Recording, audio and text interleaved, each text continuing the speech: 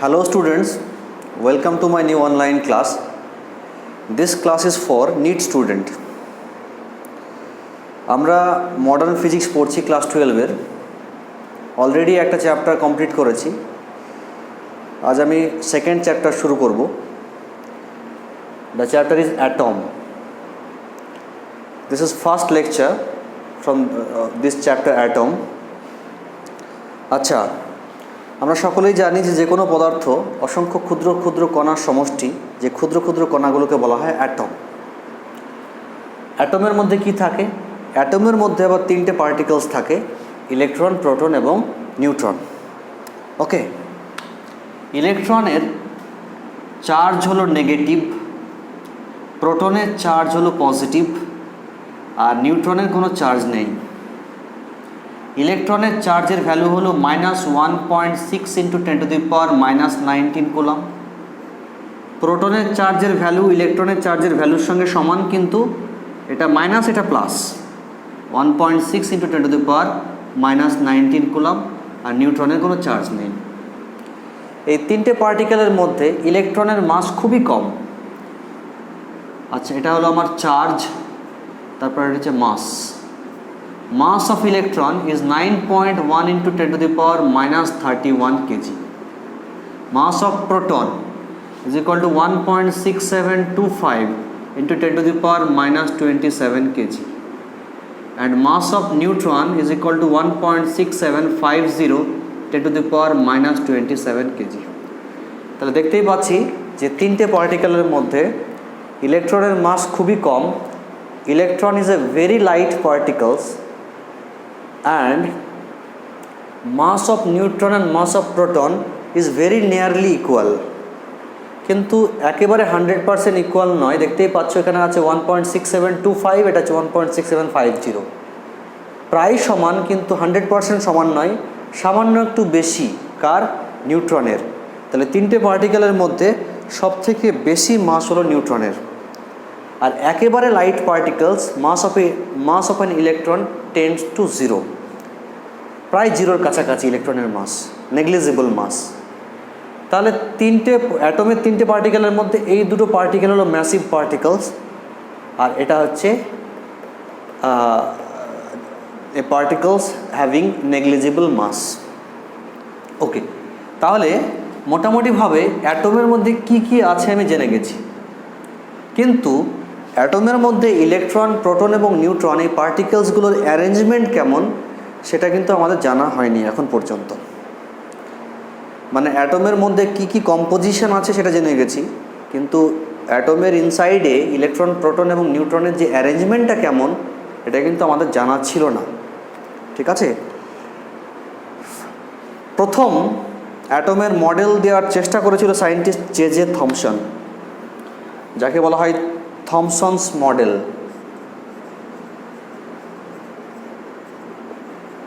থমসনস model of an atom in the year 1898 by J. Thomson.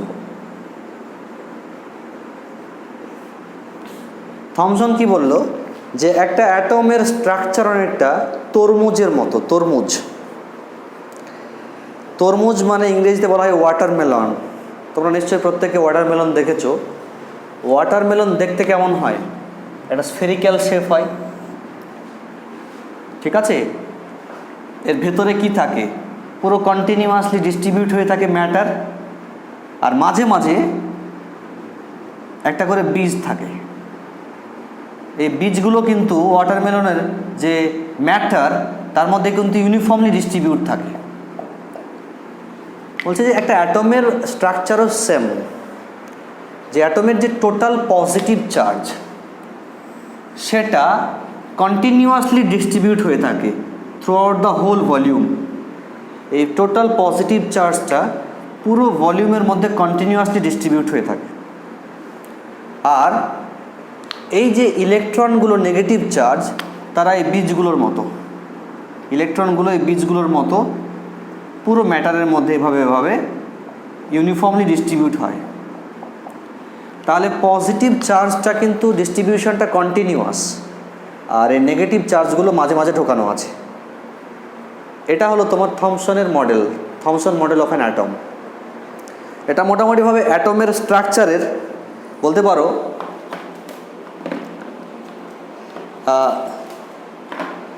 অ্যাটমের স্ট্রাকচারের মোটামুটিভাবে প্রথম সবথেকে অ্যাকসেপ্টেবল মডেল, গ্রহণযোগ্য মডেল ছিল এটা, যথেষ্ট ভালো মডেল। এই মডেলটাকে অনেক সময় বলা হয় প্লাম পুডিং মডেল।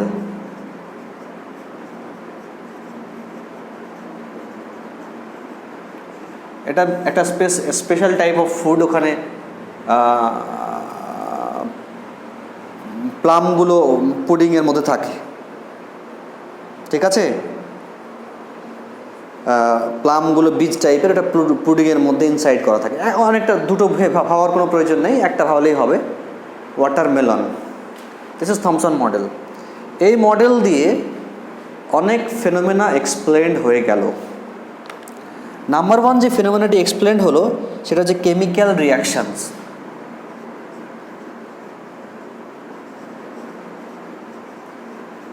বিভিন্ন কেমিক্যাল রিয়াকশান হয়, একটা সাবস্টেন্সের সঙ্গে আরেকটা সাবস্টেন্সের কেমিক্যাল রিয়াকশান হচ্ছে, দিয়ে নতুন একটা সাবস্টেন্স তৈরি হচ্ছে। This model become able to explain chemical reactions.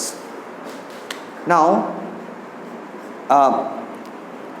যে নিউক্লিয়ার ডিসইন্টিগ্রেশন হয়, রেডিও অ্যাক্টিভ ডিসইন্টিগ্রেশন,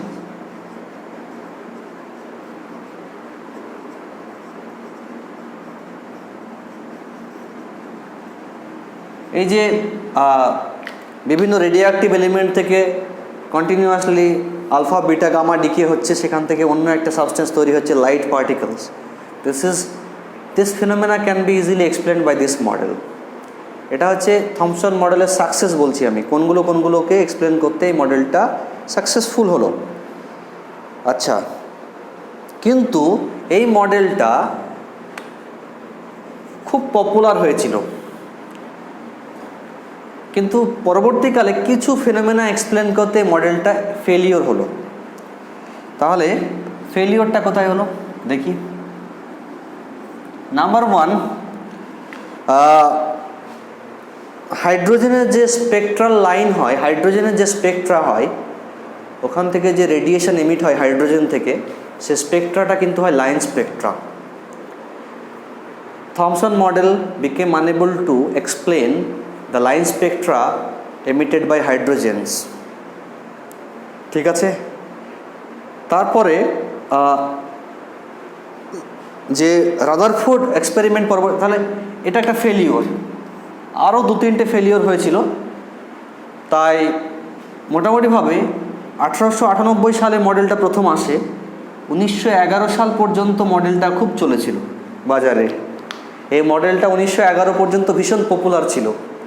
মানে তখন অ্যাটম মডেল মানে একটাই মডেল, সেটা হচ্ছে থমসনের অ্যাটম মডেলস, বুঝতে পারছো। তখন এই 1911 সালের পর যখন এইসব ফেলিয়ারগুলো চোখে আসলো, তখন কিন্তু থমসনের যে মডেল সেটা রিজেক্ট হয়ে গেল, ঠিক আছে। এরপরে তাহলে অ্যাটমের মডেলটা স্ট্রাকচার কীরকম, তার মানে অ্যাটমের স্ট্রাকচার নিয়ে কনফিউশন থেকেই গেল। নেক্সট চলে আসলেন scientist Rutherford. Let us try to understand.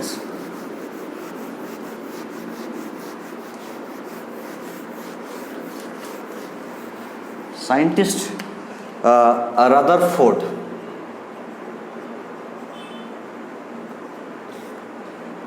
Rutherford দুজন সায়েন্টিস্টকে ইনস্ট্রাকশন দিলেন একটা এক্সপেরিমেন্ট করার জন্য। রাদারফোর্ড নিজে এক্সপেরিমেন্টটা করেননি, উনি দুজন সায়েন্টিস্টকে ইনস্ট্রাকশন দিয়েছিলেন।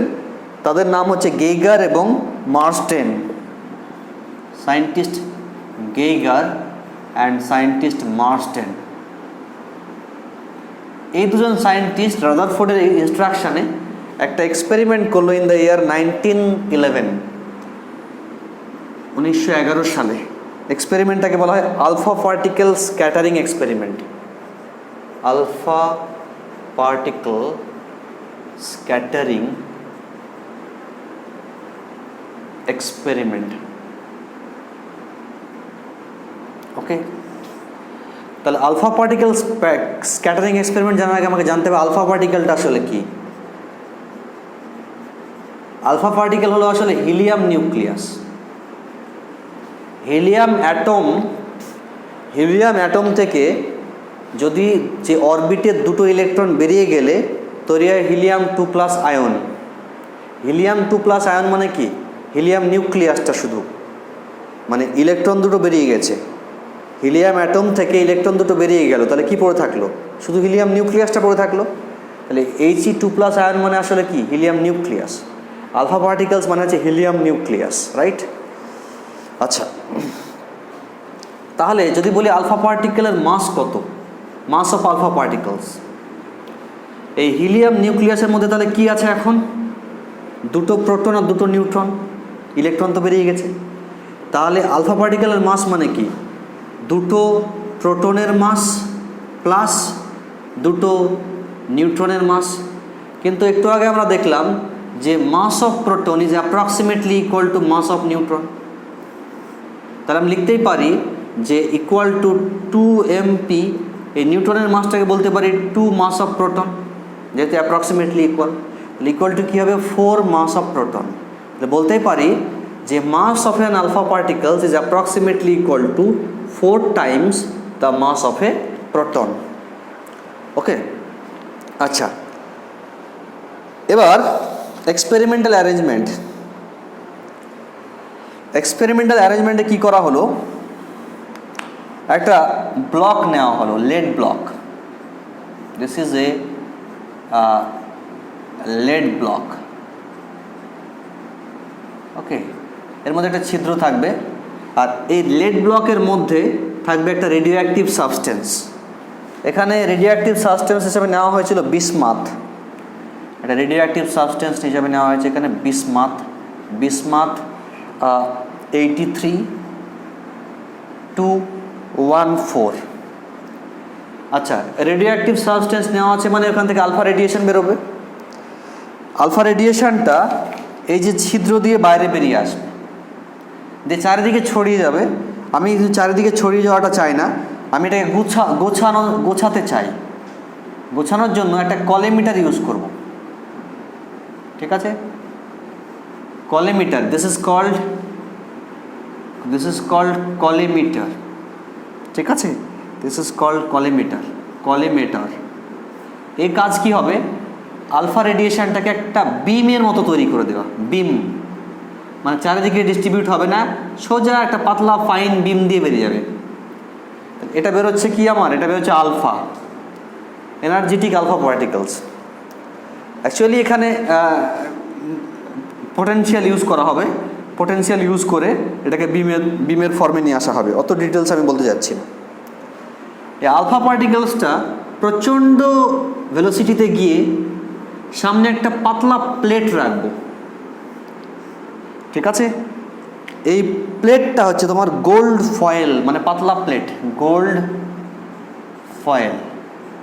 এতটাই পাতলা যে এই গোল্ড ফয়েলটার থিকনেস হবে অ্যাপ্রক্সিমেটলি ইকুয়াল টু 2.1 × 10⁻⁻7 মিটার। তাহলে ইমাজিন করো 2.1 × 10⁻7 মিটার মানে কি? মানে 1 মিলিমিটারেরও 1000 ভাগের 1 ভাগ, ঠিক আছে? 1 মিলিমিটার 10⁻³ তাকে আবার 10⁻⁴, মানে 10⁻⁻1 মিলিমিটারেরও আরও 10,000 ভাগের 1 ভাগ। তাহলে কত পাতলা একটা প্লেট নিয়েছি ভাবো, ইনফাইনাইটেসিমালি থিন প্লেট, ঠিক আছে?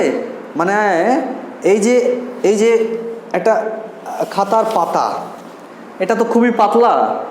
এর থেকেও যদি বলি আমি এই যতটা পাতলা, এর থেকেও 1000 ভাগের 1 ভাগ পাতলা। তাহলে কতটুকু কীরকম থিন হবে ইমাজিন করো। ওই রকম থিন একটা গোল্ড ফয়েল নিয়েছি, দ্যাট মিন্স গোল্ড প্লেট নিয়েছি। আর ওই পাশে আছে আমার একটা মাইক্রোস্কোপ, ঠিক আছে? মাইক্রোস্কোপের কাজ হলো যে এটা মাইক্রোস্কোপটা রোটেট করতে পারে এরকম। এটা আমার মাইক্রোস্কোপ, ঠিক আছে? হ্যাঁ, দিস ইজ আওয়ার মাইক্রোস্কোপ। এই মাইক্রোস্কোপটা এরকম একটা রোটেট করতে পারে, আর এর উপরে আছে, মাইক্রোস্কোপের উপরে আছে জিঙ্ক সালফেটের একটা প্লেট আছে। This is zinc sulphate plate. এই আলফা পার্টিকেলস আমি এই মাইক্রোস্কোপটা ঘুরিয়ে ঘুরিয়ে দেখব, যদি এখানে কোনো আলফা পার্টিকেলস গিয়ে পড়ে, সঙ্গে সঙ্গে জিঙ্ক সালফেটের ওপর যে আলফা রেডিয়েশন গিয়ে পড়বে, সঙ্গে সঙ্গে ওখানে একটা তৈরি হবে, তোমার সঙ্গে সঙ্গে একটা ফ্লুরেসেন্স তৈরি হবে, ঠিক আছে?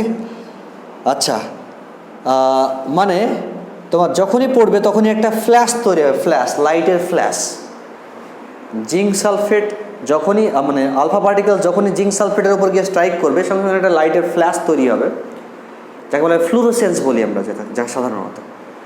একটা ফ্ল্যাশ হলো মানেই বুঝতে হবে যে ওখানে একটা আলফা রেডিয়েশন এসে পড়লো, ঠিক আছে?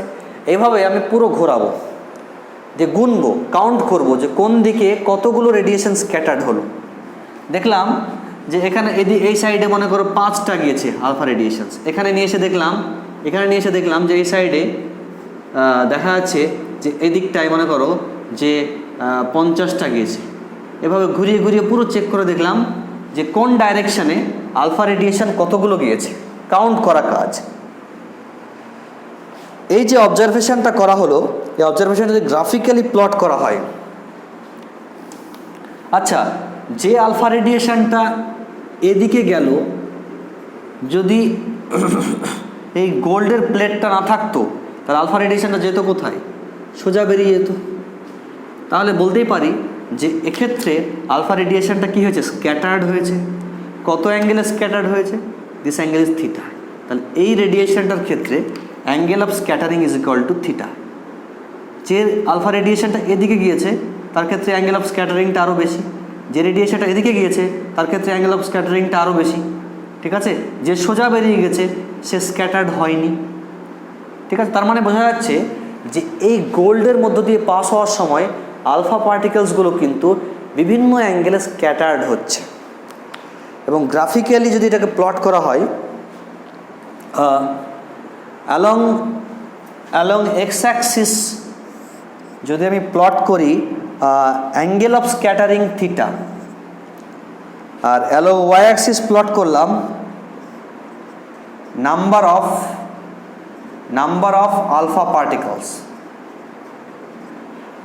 তাহলে অ্যাঙ্গেল অফ স্ক্যাটারিং 0 থেকে শুরু হচ্ছে, 0, 20, 40, 60 ডিগ্রি, 80 ডিগ্রি এটসেট্রা।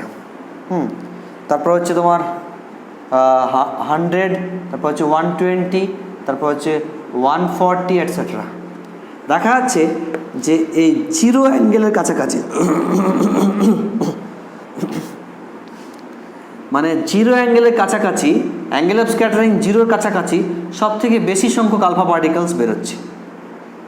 তারপরে যত অ্যাঙ্গেল অফ স্ক্যাটারিং বাড়ছে তত নাম্বার অফ আলফা পার্টিকেলস কমছে এবং রিচিং টুয়ার্ডস 0। তাহলে কি বুঝলাম? অ্যাঙ্গেল অফ স্ক্যাটারিং 0-র কাছাকাছি এরকম আলফা পার্টিকেলের সংখ্যাই বেশি, এবং অনেক বেশি অ্যাঙ্গেলে স্ক্যাটার্ড হচ্ছে এরকম আলফা পার্টিকেলের সংখ্যা কম। তার মানে কি বলতে পারি এখান থেকে? যে বেশিরভাগ আলফা পার্টিকেলস কি হয়? বেশিরভাগ আলফা পার্টিকেলস সোজা বেরিয়ে যায়।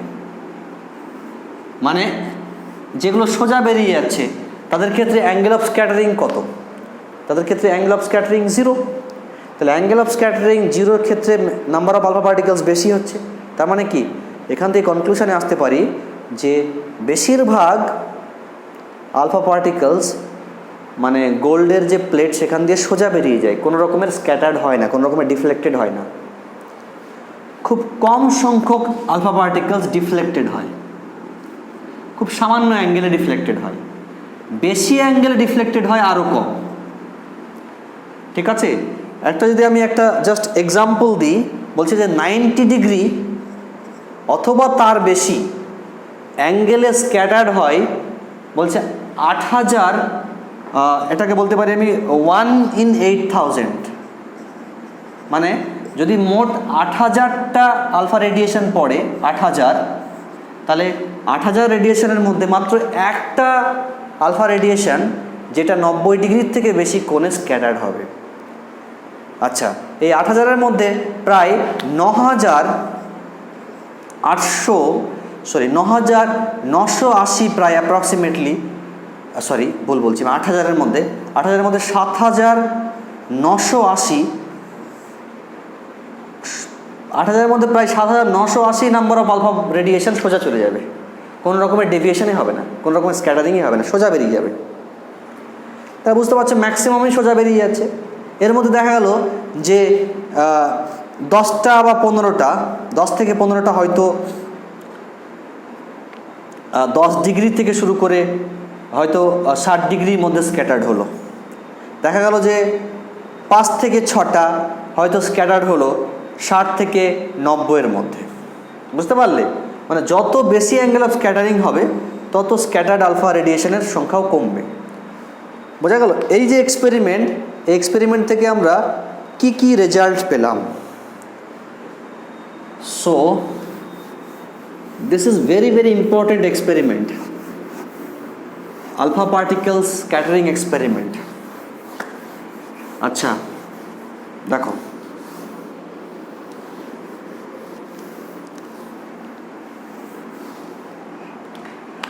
significance of the result, significance of the result, এই যে এক্সপেরিমেন্ট, সেখান থেকে আমি কি কি কনক্লুশনে আসতে পারি, রেজাল্টগুলো কী কী পেলাম। নাম্বার 1, যে বেশিরভাগ আলফা পার্টিকেল সোজা বেরিয়ে গেল। তার মানে কি এখান থেকে বলতে পারি আমি, যে অ্যাটমের মধ্যে বেশিরভাগ জায়গায় হলো ফাঁকা, এমটি। আচ্ছা, most of the space within an atom is empty. This is number 1 point, most space is empty. Now point number 2, কিছু কিছু আলফা পার্টিকেলসের লার্জ অ্যাঙ্গেলে স্ক্যাটার্ড হলো। আচ্ছা, তার মানে বোঝা যাচ্ছে যে এই যে লার্জ অ্যাঙ্গেলে স্ক্যাটার্ড হলো কেন। আচ্ছা, যদি আমি এখানে এক্সপ্লেন করি যে স্ক্যাটারিংটা হচ্ছে অ্যাকচুয়ালি কেন, মানে যদি আমি এটা ধরে নিই একটা অ্যাটম, এটা যে পুরো অ্যাটম, বলা হচ্ছে যে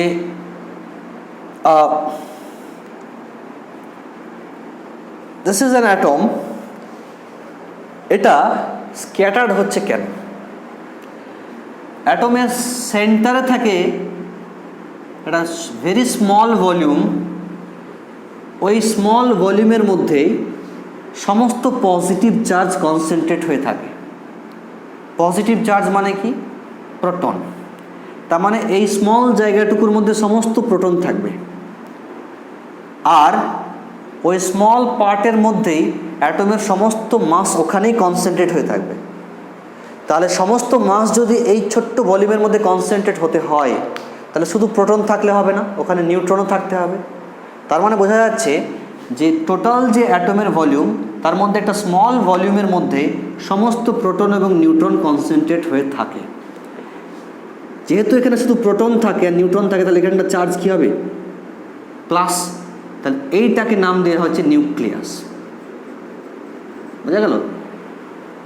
এই যে যখন একটা আলফা রেডিয়েশন যাচ্ছে, তখন সেটা স্ক্যাটার্ড হচ্ছে কেন? দেখো, এই আলফা রেডিয়েশনটা কি? আলফা পার্টিকেলসটা আসলে কি? হিলিয়াম 2+। একটা আলফা পার্টিকেলের চার্জ কত? Q alpha is equal to, এর মধ্যে কি আছে? দুটো প্রোটন আছে, ইলেকট্রন তো বেরিয়ে গেছে, দুটো প্রোটনের চার্জ মানে কি? +2e। তাহলে একটা আলফা পার্টিকেলের চার্জ কিন্তু পজিটিভ। যখনই এই পজিটিভ যাবে অ্যাটমের কাছে, তখন অ্যাটমের নিউক্লিয়াসের পজিটিভ আর এই পজিটিভের মধ্যে রিপালশন হবে। রিপালশন হওয়ার ফলে একে ধাক্কা মেরে একে সরিয়ে দেবে। বোঝা গেল? এই পজিটিভের সঙ্গে রিপালশন হওয়ার ফলে এটা ধাক্কা মেরে সরে যাবে।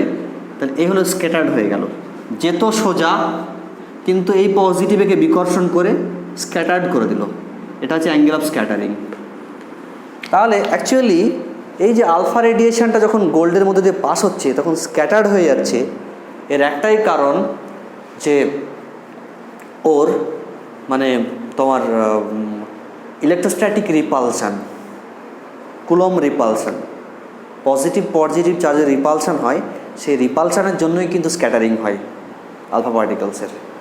আমাদের এরকম ধারণা হয়তো অনেকের আছে যে আলফা পার্টিকেলস গিয়ে নিউক্লিয়াসকে ধাক্কা মারছে, ধাক্কা খেয়ে স্ক্যাটার হয়ে যাচ্ছে, তা কিন্তু নয়। আলফা পার্টিকেলসের সঙ্গে নিউক্লিয়াসের কোনো টাচই হয় না, আলফা পার্টিকেলসের সঙ্গে নিউক্লিয়াসের কোনো কন্ট্যাক্টই হয় না। হ্যাঁ, আমাদের এরকম কনফিউশন থেকে যেতে পারে, আমাদের সেটা মাথায় রাখতে হবে যে আমরা হয়তো এরকম ভাবি যে এটা হচ্ছে আমার নিউক্লিয়াস, এটা আলফা পার্টিকেলস, এই গেল ধাক্কা খেলো, দিয়ে ধাক্কা খেয়ে স্ক্যাটার্ড হয়ে গেল, ডিফ্লেক্টেড হয়ে গেল। অ্যাকচুয়ালি এখানে কোনো টাচই হয় না, কাছে যাওয়ার চেষ্টা করে, দিয়ে পজিটিভে রিপালশন হয়, রিপালশন হওয়ার পর স্ক্যাটার্ড হয়ে যায়। এই বুঝতে পারছো? কাছে যাওয়ার চেষ্টা করবে, রিপালস, কোনো কন্ট্যাক্ট নেই, আলফা পার্টিকেলসের সঙ্গে নিউক্লিয়াসের কোনো কন্ট্যাক্ট হয় না। তাহলে এই যে একটা কনক্লুশনস, তাহলে এখানে যে নিউক্লিয়াসের মধ্যে শুধুমাত্র পজিটিভ চার্জই আছে, তাহলে নেগেটিভ চার্জগুলো কোথায়? বলা হচ্ছে যে নেগেটিভ চার্জগুলো এই নিউক্লিয়াসকে সেন্টার করে ডিস্ট্রিবিউট হয়ে আছে বিভিন্ন সার্কুলার অরবিটে। ঠিক আছে, এই হচ্ছে আমাদের রাদারফোর্ডের মানে মডেল, অ্যাটমিক মডেলস। আচ্ছা, এবার কোনো আলফা রেডিয়েশন বেশি অ্যাঙ্গেলে স্ক্যাটার্ড হচ্ছে, কোনো আলফা রেডিয়েশন কম অ্যাঙ্গেলে স্ক্যাটার্ড হচ্ছে, আবার কোনো রেডিয়েশন স্ক্যাটার্ডই হচ্ছে না, সোজা বেরিয়ে যাচ্ছে। এর কারণ কি? দেখো, অ্যাকচুয়ালি যদি আমার এটা হয় কমপ্লিট একটা অ্যাটম, আমি একটু বড় করে ড্রয়িংটা করলাম, তাহলে এই অ্যাটমের মধ্যে ছোট্ট একটা জায়গায় কি আছে? Nucleus, positive. মনে করো অ্যাটমের মধ্য দিয়ে আলফা রেডিয়েশন পাস হচ্ছে, ঠিক আছে? এটা হচ্ছে নাম্বার 1 এবং নাম্বার 2, 1 and 1 প্রাইম। এই যে দুটো আলফা রেডিয়েশন, তারা কিন্তু নিউক্লিয়াস থেকে অনেক দূর দিয়ে যাচ্ছে, ফলে এর সঙ্গে এই আলফা পার্টিকেলসের যে রিপালশন অনেক কম হবে, নেগলিজেবল। যেহেতু খুবই কম হওয়ার জন্য এই আলফা রেডিয়েশনটা প্রায় স্ক্যাটার্ড হবে না বললেই চলে, প্রায় সোজা বেরিয়ে যাবে। আরও দুটো আলফা রেডিয়েশন দেখাচ্ছি আমি। এটা হচ্ছে এই যে এই দুটো, এটা যদি বলি আমি 2 আর 2 প্রাইম, এই দুটো আলফা রেডিয়েশন কিন্তু এর থেকে কাছে দিয়ে যাচ্ছে, ফলে এর সঙ্গে রিপালশনটা একটু বেশি হবে, ফলে এ একটু স্ক্যাটার্ড হবে, রাইট? সোজা যাবে না। যে 2 এবং 2 প্রাইম একটু স্ক্যাটার হলো, কিন্তু স্মল অ্যাঙ্গেলে স্ক্যাটার হলো। যেটা আরও কাছে দিয়ে যাবে, আরও কাছে 3 এবং 3 প্রাইম যদি বলি, তারা কিন্তু আরও ক্লোজ নিউক্লিয়াসের, ফলে এরা কিন্তু এর সঙ্গে রিপালশনটা আরও বেশি হবে, অটোমেটিক্যালি এ আরও বেশি স্ক্যাটার্ড হবে। বোঝা গেল? বেশি অ্যাঙ্গেলে স্ক্যাটার্ড হবে।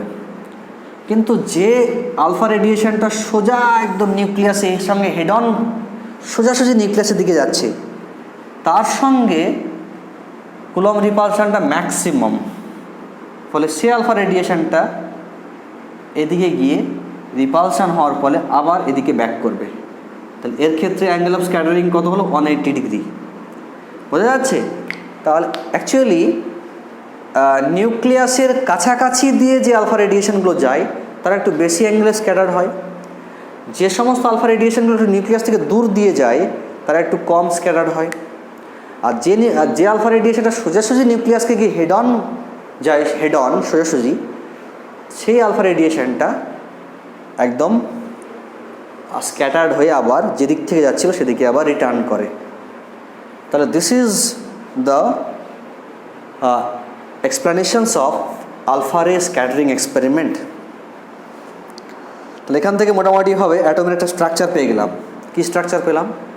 যে অ্যাটমের যে 3টে পার্টিকেলস আছে, ইলেকট্রন, প্রোটন, নিউট্রন, তার মধ্যে প্রোটন এবং নিউট্রন অ্যাটমের মধ্যে একটা ছোট্ট ভলিউমের মধ্যে থাকে, কনসেন্ট্রেট হয়ে থাকে, এটাকে নাম দেওয়া হয়েছে nucleus.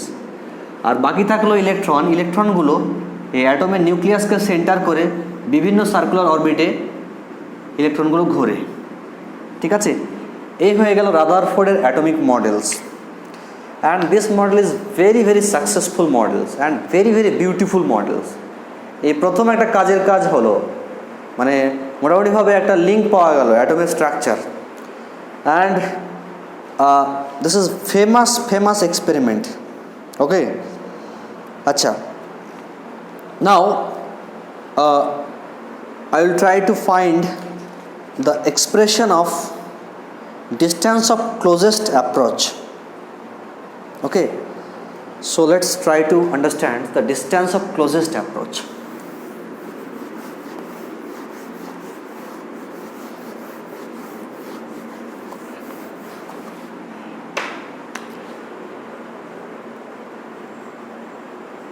Distance of closest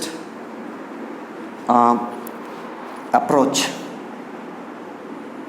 Okay, so this is the atom. ঠিক আছে, আর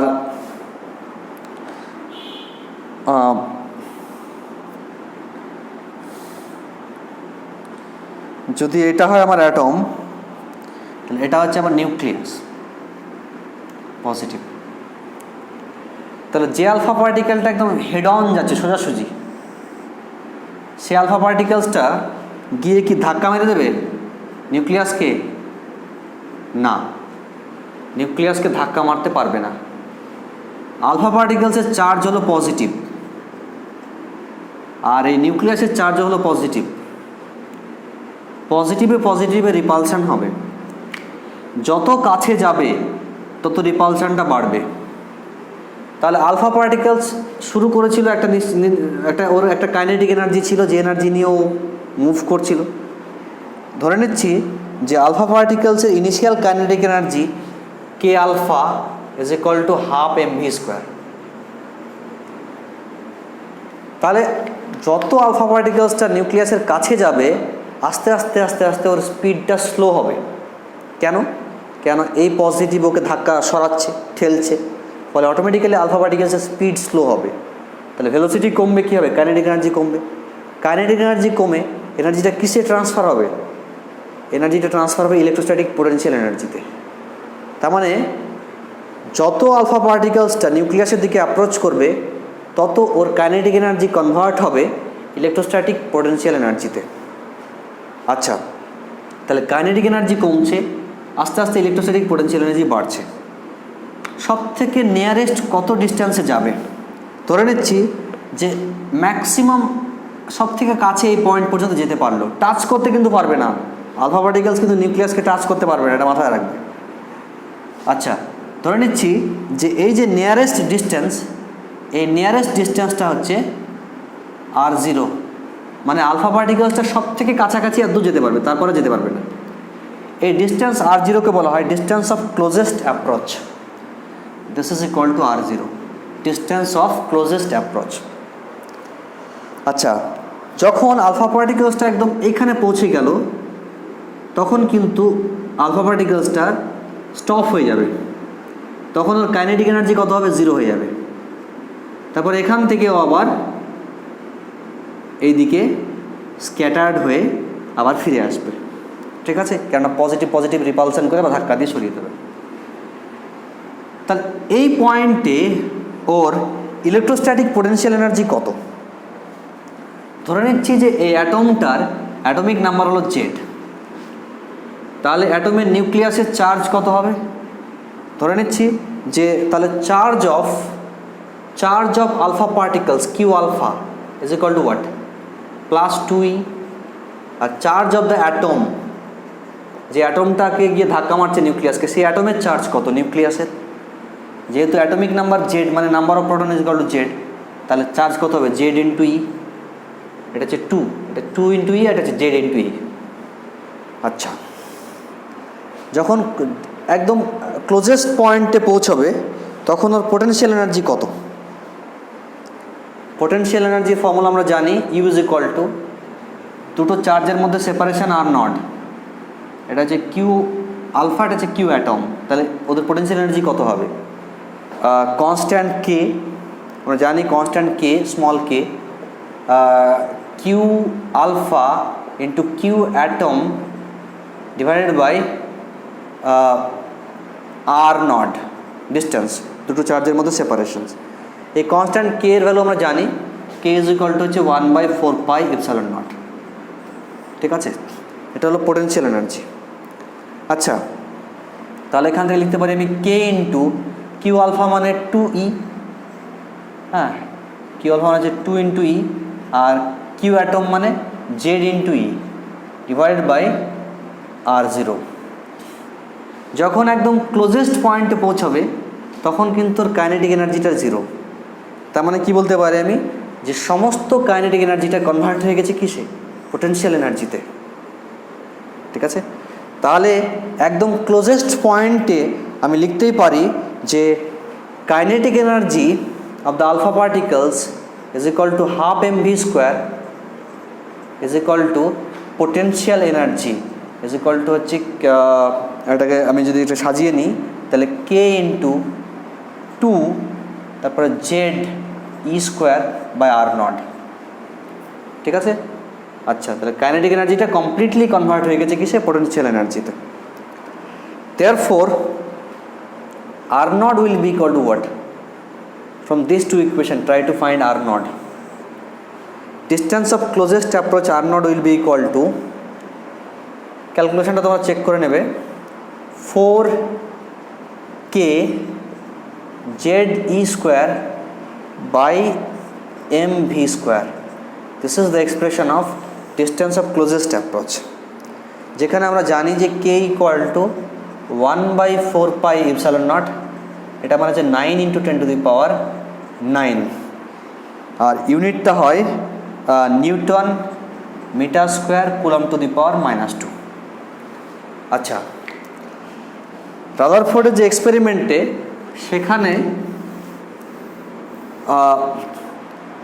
ধরে নেওয়া মানে যে আলফা রেডিয়েশনটা ফেলা হয়েছিল তার কাইনেটিক এনার্জি ছিল K alpha is equal to 5.5 mega electron volt, মানে প্রচণ্ড এনার্জেটিক আলফা পার্টিকেলস ফেলতে হবে। এটা ছিল initial kinetic energy of the alpha particles. আর যে গোল্ড নেওয়া হয়েছিল, গোল্ডের অ্যাটমিক নাম্বার হচ্ছে 79। তাহলে আমার কে জানি আমি, কাইনেটিক এনার্জি বলে দেওয়া হয়েছে, এই ফর্মুলাতে যদি বসিয়ে দিই তাহলে আমি এখান থেকে R0 বেরিয়ে যাবে। তাহলে এই ভ্যালুগুলো বসানোর পর R0 যে ভ্যালু এসছে, distance of closest approach equal two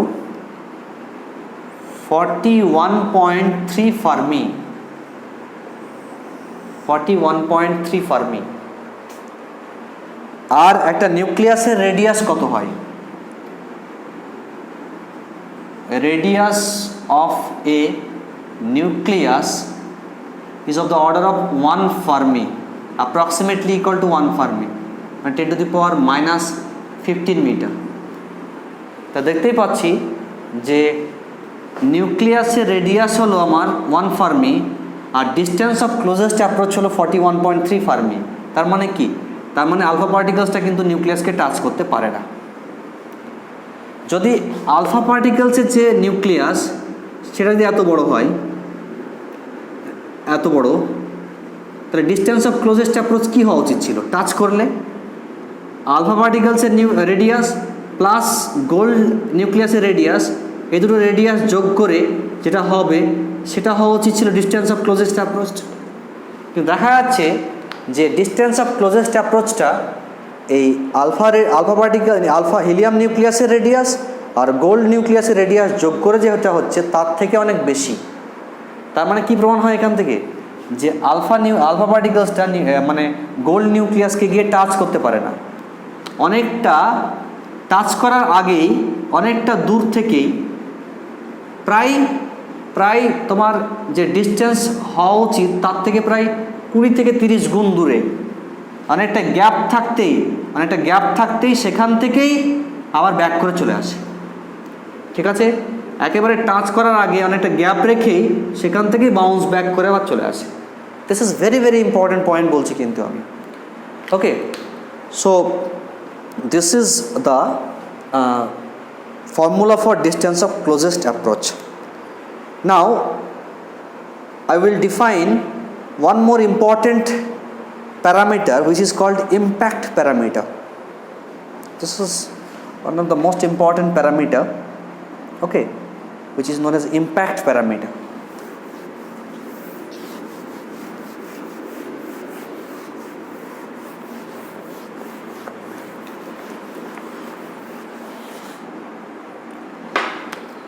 Let's see.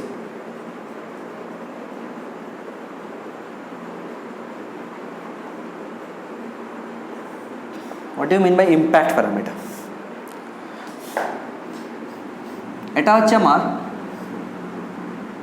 Complete atom, এটা হচ্ছে nucleus. Suppose this is alpha radiations. Alpha রেডিয়েশনটা এখান থেকে স্ক্যাটার্ড হয়ে চলে গেল। This is angle of scattering theta. তাহলে আলফা রেডিয়েশনে স্ক্যাটার্ড হওয়ার আগে ভেলোসিটির ডাইরেকশন কোনটা ছিল? এটা ডাইরেকশন অফ ভেলোসিটি। আর নিউক্লিয়াসের সেন্টারের লাইন কোনটা? এটা হচ্ছে line passing through the centre of the nucleus. বলা হচ্ছে যে আলফা রেডিয়েশনের যে ভেলোসিটি ডাইরেকশন, সেই ভেলোসিটি ডাইরেকশনের নিউক্লিয়াসের সেন্টার থেকে পারপেন্ডিকুলার ডিস্টেন্সটাকে বলা হয় ইম্প্যাক্ট প্যারামিটার। নিউক্লিয়াসের সেন্টার থেকে এই ভেলোসিটি ভেক্টরের পারপেন্ডিকুলার ডিস্টেন্স কোনটা? এটা পারপেন্ডিকুলার ডিস্টেন্স। এই ডিস্টেন্সটাকে বলা হবে আমার impact parameter B. This separation is called impact parameter B. যদি আলফা পার্টিকেলসটা আর একটু দূর দিয়ে যেত তাহলে ইম্প্যাক্ট প্যারামিটার কোনটা হতো? এটা। যদি আলফা পার্টিকেলসটা আরও কাছে দিয়ে যায় তাহলে ইম্প্যাক্ট প্যারামিটার কোনটা হবে? এটা। তাহলে আলফা পার্টিকেলস দূর দিয়ে গেলে ইম্প্যাক্ট প্যারামিটারের ভ্যালু লার্জ হবে, বি এর ভ্যালু। আলফা পার্টিকেলসটা খুব কাছে দিয়ে গেলে নিউক্লিয়াসের, বি এর ভ্যালু খুব স্মল হবে। যদি আলফা পার্টিকেলসটা একদম সরাসরি যায় হেড অন, তাহলে ইম্প্যাক্ট প্যারামিটারের ভ্যালু হয়ে যাবে 0, বি ইকুয়াল টু 0। আচ্ছা, দেখা যাচ্ছে যে ফর লার্জ ইম্প্যাক্ট প্যারামিটার, যখন বি লার্জ, তখন সেক্ষেত্রে অ্যাঙ্গেল অফ স্ক্যাটারিং থিটা হবে স্মল। কেন? বি লার্জ হওয়া মানে অনেক দূর দিয়ে যাচ্ছে, রিপালশন কম স্ক্যাটার্ড হবে। যখন বি লার্জ তখন থিটা স্মল। নাম্বার 2, যখন বি স্মল ইম্প্যাক্ট প্যারামিটার, তখন কিন্তু থিটা হবে লার্জ। ইম্প্যাক্ট প্যারামিটার স্মল হওয়া মানে বুঝতে হবে যে আলফা রেডিয়েশনটা নিউক্লিয়াসের কাছে দিয়ে যাচ্ছে। নিউক্লিয়াসের কাছে দিয়ে গেলে তো স্ক্যাটারিং বেশি হবে, অটোমেটিকলি থিটা লার্জ হবে। যদি ধরে নাও যে বি ইজ ইকুয়াল টু 0, তাহলে থিটা ইকুয়াল টু হবে 180 ডিগ্রি। বি 0 হওয়া মানে কি? একদম সোজা হেড অন, সেক্ষেত্রে একদম বাউন্স ব্যাক করে ফিরে আসবে, তখন অ্যাঙ্গেল অফ স্ক্যাটারিং হয়ে যাবে 180 ডিগ্রি। রাদারফোর্ড এই ইম্প্যাক্ট প্যারামিটার বি আর অ্যাঙ্গেল অফ স্ক্যাটারিং থিটার মধ্যে একটা রিলেশন বের করেছিলেন, যে রিলেশনটা তোমাদের সিলেবাসে ডেরিভেশন নেই, জাস্ট রিলেশনটা সরাসরি মনে রাখতে হবে। সেটা হচ্ছে যে impact parameter B is equal to 1/4 pi epsilon naught ZE square cot theta by 2 divided by K. এই কেটা কিন্তু স্মল কে নয়, কনফিউশন হবে এখানে। এটা কিন্তু kinetic energy of the alpha particles, ঠিক আছে? স্মল কে মানে 1/4 পাই ইপসালন নট। আচ্ছা, এই হলো আমার ইম্প্যাক্ট প্যারামিটারের ফর্মুলা। তাহলে মোটামুটিভাবে আমাদের কাছে কিন্তু এখন রাদারফোর্ডের যে অ্যাটম মডেল সেটা কিন্তু ক্লিয়ার। আমি যদি এটাকে জিস্ট করে বলি এখন যে এখন তাহলে অ্যাটমের স্ট্রাকচারটা কেমন জানা গেল।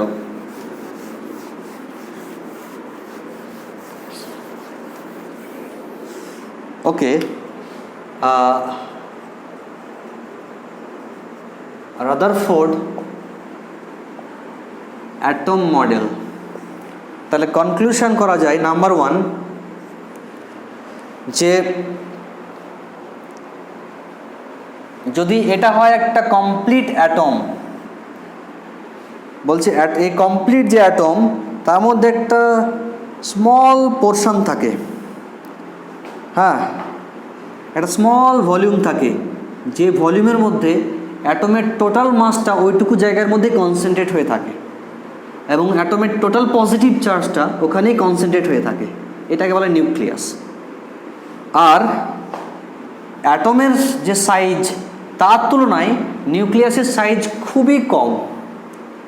আমি একটু আগেই বললাম যে নিউক্লিয়াসের রেডিয়াস হচ্ছে 10⁻⁻15 মিটার, সেখানে একটা অ্যাটমের রেডিয়াস হলো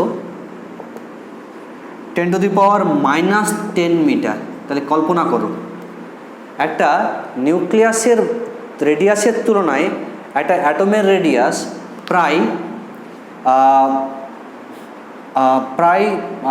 1,00,000 টাইমস, 1,00,000 গুণ, 1,00,000 গুণ হবে না, একের পর 5টা শূন্য হচ্ছে, 1,00,000 গুণ, প্রায় 1,00,000 গুণ ভলিউম বেশি। একটা নিউক্লিয়াসের যে রেডিয়াস তার থেকে একটা অ্যাটমের রেডিয়াস 1,00,000 টাইমস, 1,00,000 গুণ। তার মানে একটা অ্যাটম অনেক বড়, তার তুলনায় নিউক্লিয়াস খুবই ক্ষুদ্র। ইলেকট্রনগুলো কোথায় থাকে? ইলেকট্রনগুলো নিউক্লিয়াসকে সেন্টার করে ডিফারেন্ট অরবিটে, সার্কুলার অরবিটে ঘোরে। ক্লিয়ার? এখন কোশ্চেন হলো যে অরবিটগুলো রেডিয়াস কত হবে?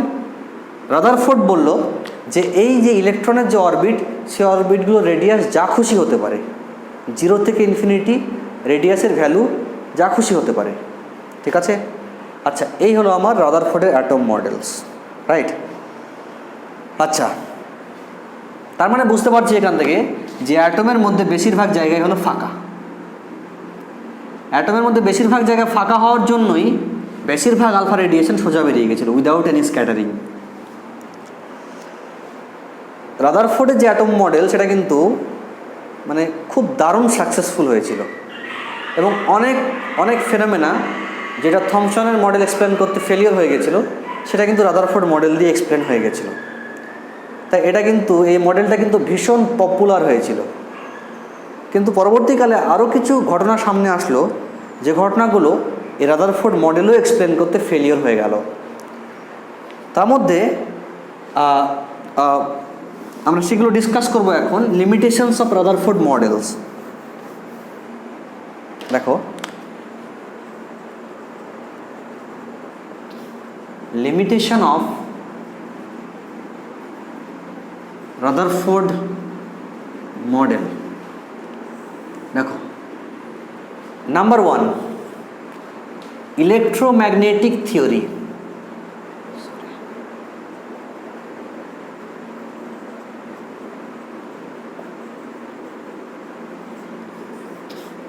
দেখো, ইলেকট্রোম্যাগনেটিক থিওরি বলছে কোনো একটা চার্জ পার্টিকেল যদি অ্যাক্সেলারেটেড হয় তাহলে সে কন্টিনিউয়াসলি এনার্জি রেডিয়েট করে। আবার বলছি আমি, according to electromagnetic theory, an accelerated charge particle continuously emits radiations. ঠিক আছে? কন্টিনিউয়াসলি এনার্জি এমিট করে। তাহলে যখন একটা ইলেকট্রন এই সার্কুলার অরবিটে ঘুরছে, তখন ইলেকট্রন মানে একটা চার্জ পার্টিকেলস, আর এই সার্কুলার অরবিটে ঘোরার জন্য এর কি আছে? একটা সেন্ট্রিপিটাল অ্যাক্সেলারেশন আছে, যাকে বলা অভিকেন্দ্র ত্বরণ। তাহলে বলতেই পারি যে এই যে অরবিটে ইলেকট্রনটা ঘুরছে, এটা আসলে একটা অ্যাক্সেলারেটেড চার্জ পার্টিকেলস। তার মানে এই অরবিটে ইলেকট্রন ঘোরার সময় ও এনার্জি রেডিয়েট করা উচিত। আর এনার্জি রেডিয়েট করলে কি হবে? আস্তে আস্তে অরবিটটার রেডিয়াস ছোট হয়ে যাওয়া উচিত। তাহলে এই হলো আমার একটা নিউক্লিয়াস, আর তার চারিদিকে একটা অরবিটে ঘুরছে ইলেকট্রন। তাহলে ইলেকট্রনটা হলো একটা অ্যাক্সেলারেটেড চার্জ পার্টিকেল, তাহলে ঘোরার সময় এনার্জি রেডিয়েট করবে অ্যাকর্ডিং টু ইলেকট্রোম্যাগনেটিক থিওরি। তাহলে আস্তে আস্তে ওর এনার্জি কম হবে। এনার্জি কম হলে কী হবে? এনার্জি কম হলে কী হবে?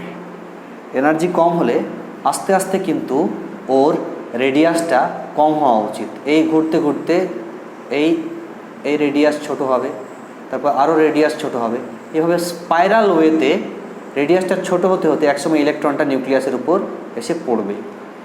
ইলেকট্রনটা নিউক্লিয়াসের উপর এসে পড়া মানে কি? অ্যাটমের স্ট্রাকচারটা ভেঙে গেল, তার মানে অ্যাটম আনস্টেবল হয়ে গেল। তার মানে কিন্তু আমরা জানি যে অ্যাটম কিন্তু স্টেবলস। এই যে আমার হাতে পেনটা আছে এটা কিন্তু স্টেবল স্ট্রাকচার, এটা কিন্তু এখনই আছে, এখনই ভেঙে গুড়িয়ে যাচ্ছে না। কিন্তু রাদারফোর্ডের মডেল যদি ট্রু হয় তাহলে কিন্তু অ্যাটম স্ট্রাকচার আনস্টেবল হয়ে যাওয়া উচিত, মানে অ্যাটম ভেঙে যাবে, গুড়িয়ে যাবে। তাহলে রাদারফোর্ড কিন্তু অ্যাটমের স্টেবল স্ট্রাকচার এক্সপ্লেন করতে ফেলিওর হয়ে গেল। This is one of the most important drawback of Rutherford models. Point number 2, যখন একটা ইলেকট্রন কন্টিনিউয়াসলি এনার্জি ডিকে করবে, ফলে ওখান থেকে যে রেডিয়েশনটা বেরোবে সেই রেডিয়েশনটা হবে কন্টিনিউয়াস। তার মানে ওই রেডিয়েশনের মধ্যে সমস্ত রকমের এনার্জি পাওয়া যাবে ফ্রম 0 to ইনফিনিটি। তার মানে এই যে রেডিয়েশনটা এমিট হবে সেই রেডিয়েশনের মধ্যে 0 to ইনফিনিটি সমস্ত রকমের ওয়েভলেন্থ পাওয়া উচিত। তার মানে সোজা কথা যে স্পেকট্রামটা বেরোবে এ থেকে, স্পেকট্রামটা যেটা বেরোবে কোনো অ্যাটম থেকে রেডিয়েশন বেরোবে, সেই রেডিয়েশনটা হবে কন্টিনিউয়াস স্পেকট্রাম। কিন্তু দেখা যায় যে অনেক অ্যাটমের ক্ষেত্রেই লাইন স্পেকট্রাম দেখতে পাওয়া যায়। ওই লাইন স্পেকট্রাম, যেমন হাইড্রোজেন অ্যাটম, হাইড্রোজেনের ক্ষেত্রে যে রেডিয়েশন বেরোয় সেই রেডিয়েশনটা হয় কন্টিনিউয়াস স্পেকট্রা হয় না, লাইন স্পেকট্রা হয়। Rutherford atom model unable to explain the line Spectra of hydrogen atoms, so that is why this model is rejected. বলবো না 100% রিজেক্টেড হয়নি, কিন্তু এটা কিন্তু এই ফেনোমেনাগুলো এক্সপ্লেন করতে ফেলিওর হয়ে গেল। আচ্ছা, এই যে ফেলিওর হলো, এটাকে সারভাইভ করার জন্য, বাঁচানোর জন্য নেক্সট চলে আসলেন, ফিল্ডে আসলেন সায়েন্টিস্ট, নিউক্লিয়ার ফিজিক্সের ফেমাস সায়েন্টিস্ট, মডার্ন ফিজিক্সের নিলস বোর। হ্যাঁ,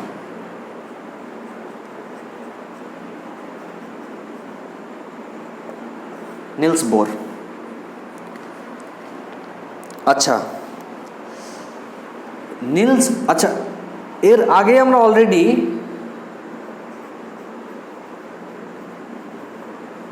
ডি ব্রয়ে ওয়েভলেন্থ পড়েছি। De Broglie wavelength lambda is equal to কি পেয়েছি ফর্মুলা, h/mv। আচ্ছা, তাহলে দিস ইজ নিউক্লিয়াস, আর নিউক্লিয়াসের চারিদিকে বিভিন্ন অরবিটে ইলেকট্রনটা ঘুরছে। আচ্ছা, ইলেকট্রন তো একটা পার্টিকলস, ইলেকট্রন যখন অরবিটে একটা ঘুরবে তখন ওর সঙ্গে অ্যাসোসিয়েটেড একটা ম্যাটার ওয়েভও ঘুরবে। Clear? According to dual nature of radiation and matter. আচ্ছা, যদি এই ইলেকট্রনটার অরবিটের রেডিয়াস হয় r, তাহলে এই পুরো অরবিটটার লেন্থ কত হবে? এই পুরো অরবিটটার লেন্থ হবে 2πr। বলছে যে ওয়েভলেন্থটা তৈরি হবে এখানে ইলেকট্রনের মুভমেন্ট করার জন্য, এই কমপ্লিট অরবিটটার মধ্যে ইন্টিগ্রাল নাম্বার অফ ওয়েভ থাকতে হবে। মানে এক কথায় এই পুরো অরবিটটাতে দেখা গেলো যে দেখা গেলো যে 3টে ওয়েভ আছে কমপ্লিট, অথবা 3টে, অথবা 4টে, অথবা 5টা, অথবা 6টা। মানে এই অরবিটটাতে 3.5খানা ওয়েভ তো থাকতে পারবে না, পারবে কি? তাহলে একটা ওয়েভের লেন্থ কত হয়? এই একটা ওয়েভ, এটা হচ্ছে একটা ওয়েভের লেন্থ, কত হয়? Wave length lambda. দুটো ওয়েভের লেন্থ কত হবে? এটা হলো দুটো ওয়েভ, আরও ল্যামডা, তাহলে 2 × ল্যামডা। 3টে ওয়েভের লেন্থ কত হবে? 3টে ওয়েভের লেন্থ, এটা হচ্ছে আবার একটা ল্যামডা, তাহলে 3, তাহলে কমপ্লিট 3টে ওয়েভের লেন্থ হয়ে গেলো 3 ল্যামডা। তাহলে বুঝতে পারছো যে কোনো একটা অরবিটের রেডিয়াসটা এমন হবে যাতে করে এর মধ্যে ইন্টিগ্রাল নাম্বার অফ ওয়েভ তৈরি হয়। ইন্টিগ্রাল নাম্বার অফ ওয়েভ 3.5খানা বা 5.5খানা ওয়েভ কিন্তু তৈরি হতে পারবে না একটা অরবিটে। এটা কখন পসিবল? যখন অরবিটটার লেন্থ সমান হতে হবে n ল্যামডা, যেখানে হচ্ছে ল্যামডা হচ্ছে ওয়েভ লেন্থ, যেখানে n কিন্তু ইন্টিজার 1, 2, 3 এটসেট্রা। এই কন্ডিশনটা নতুন কন্ডিশনস, ঠিক আছে? This condition is called quantum condition of Bohr. তাহলে এই দুটোকে কম্বাইন করলে কী পাবো আমি? 2πr is equal to n into lambda মানে h/mv। ওকে, তাহলে এখান থেকে পেয়ে যাচ্ছি আমি যে 2πr is equal two nh/mv। যে ইলেকট্রনটা ঘুরছে অরবিটে তার অ্যাঙ্গুলার মোমেন্টাম কত হবে? Angular momentum of the electron capital এল। আমরা জানি যে angular momentum capital L is equal two mvr। Clear? তাহলে এখান থেকে দেখো mvr, দেখো mv ইন্টু আর, mv ইন্টু আর করলে কী হবে? nh/2π। ঠিক আছে, nh/2π, যেখানে হচ্ছে n ইকুয়াল টু 1 2 3 এটসেট্রা। তার মানে এখান থেকে কী কনক্লুশনে আসতে পারি? যদি n ইকুয়াল টু 1 হয় তাহলে অ্যাঙ্গুলার মোমেন্টাম কত হবে ইলেকট্রনের? L1 is equal two h/2π। যদি n ইকুয়াল টু 2 হয়, সেকেন্ড অরবিট, অ্যাঙ্গুলার মোমেন্টাম কত হবে? 2 ইন্টু h/2π। যদি n ইকুয়াল টু 3 হয় তাহলে অ্যাঙ্গুলার মোমেন্টাম কত হবে? 3 ইন্টু h/2π। তার মানে কী বুঝতে পারছি এখান থেকে? যে ইলেকট্রনগুলো, ভেরি ইম্পর্ট্যান্ট পয়েন্ট বলছি আমি কিন্তু এখানে, রাদারফোর্ডের মডেলের সঙ্গে নিলস বোরের যে মডেল তার মধ্যে একটা মেন ডিফারেন্স হলো, রাদারফোর্ড বলেছিলেন যে নিউক্লিয়াসের চারিদিকে ইলেকট্রনগুলো যে কোনো রেডিয়াসের অরবিটে ঘুরতে পারে, কিন্তু নিলস বোর বললেন যে নিউক্লিয়াসের চারিদিকে ইলেকট্রনগুলো যে কোনো রেডিয়াসের অরবিটে ঘুরতে পারে না। সেই রেডিয়াসের অরবিটগুলোতে ঘুরবে, যে অরবিটগুলোতে ঘুরলে ইলেকট্রনের অ্যাঙ্গুলার মোমেন্টাম হবে h/2π এর ইন্টিগ্রাল মাল্টিপল। ঠিক আছে, তার মানে ইলেকট্রনটার অ্যাঙ্গুলার মোমেন্টাম হবে ডিসক্রিট কিছু ভ্যালু, হয় h/2π নাহলে 2 ইন্টু h/2π। ঠিক আছে, আবার বলছি আমি, ইলেকট্রনগুলো সেই রেডিয়াসের অরবিটে ঘুরবে যে অরবিটগুলোয় ঘুরলে ইলেকট্রনগুলোর অ্যাঙ্গুলার মোমেন্টাম হবে h/2π এর ইন্টিগ্রাল মাল্টিপলস। ক্লিয়ার? সেই অরবিটগুলোকে বলা হবে পারমিসেবল অরবিট। ঠিক আছে, this orbit will be called permissible orbit. তার মানে সোজা কথা যে নিউক্লিয়াসগুলো, যে ইলেকট্রনগুলো নিউক্লিয়াসের চারিদিকে যে কোনো রেডিয়াসের অরবিটে ঘোরে না, কিছু কিছু বাছা রেডিয়াসের অরবিটে ঘোরে। যে রেডিয়াসের অরবিটে ঘুরতে গেলে এই অ্যাঙ্গুলার মোমেন্টামের এই কোয়ান্টাম কন্ডিশনটা স্যাটিসফাই হবে। This condition is called Bohr's quantum conditions. এটাই ডিফারেন্স রাদারফোর্ডের সঙ্গে বোরের। ঠিক আছে, আচ্ছা, কিন্তু বোর কিন্তু রাদারফোর্ডের কিছু জিনিস, সব প্রায় জিনিসই মেনে নিয়েছিল, যে সেন্টারে নিউক্লিয়াস থাকে, এখানে পজিটিভ চার্জ থাকে, ওখানে শুধু প্রোটন নিউট্রন থাকে ছোট্ট ভলিউমে, ইলেকট্রনগুলো সার্কেল ঘুরে, সবই মেনে নিয়েছে। কিন্তু একটা জায়গায় ডিফারেন্স তৈরি হলো বোরের সঙ্গে রাদারফোর্ডের সঙ্গে বোরের। সেটা হলো যে রাদারফোর্ড বলেছিল যে কোনো অরবিটে ঘোরে, রেডিয়াস যা খুশি হতে পারে। বোর বলে যে রেডিয়াস যা খুশি হতে পারে না। এই কন্ডিশনটাকে বলা হয় কোয়ান্টাম কন্ডিশন অফ বোর। আরেকটা ব্যাপার বলে দিই, আরেকটা কথা বলা হলো, বোর বলল যে ওই অরবিটগুলোই যখন ইলেকট্রন ঘুরবে তখন ইলেকট্রন কোন রকমের এনার্জি রেডিয়েট করবে না। এটা কেন করবে না সেটা কিন্তু বোর এক্সপ্লেন করতে পারেনি। ওই অরবিটগুলো যখন ঘুরবে তখন এনার্জি রেডিয়েট করবে না, ফলে রেডিয়াস কমে কমে কমে কমে নিউক্লিয়াসে গিয়ে পড়ার কোনো প্রশ্নই আসছে না এখানে। সেই জন্য এই অরবিটগুলোকে তখন বলা হচ্ছে stationary orbit. This orbit will be called stationary orbit, right? আচ্ছা, আর